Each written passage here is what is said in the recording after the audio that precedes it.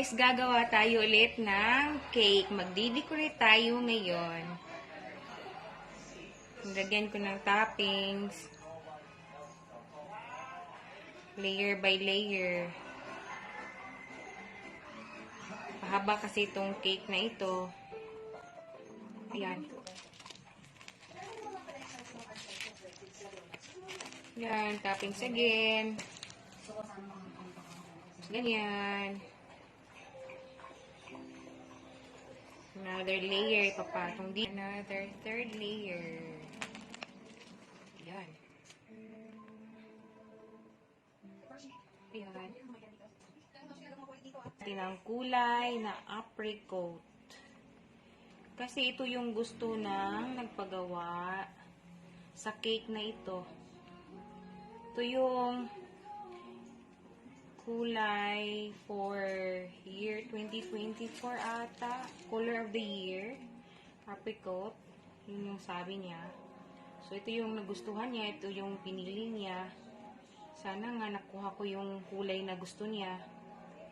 Ayan, o. Ayan.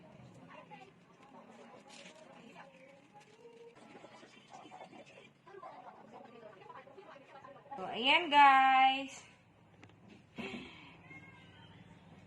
Ayan, may mga flowers na. Mga plastic flowers lang yung nilagay ko. At saka, gold na mga balls. Ay, nako, sariling sikap. Kaya pasensya sa video ko. Sariling sikap lang talaga ito. Ayan. Ayan, guys. O, ayan. Yung detalye niya sa taas. Ayan, o. Ayan, o.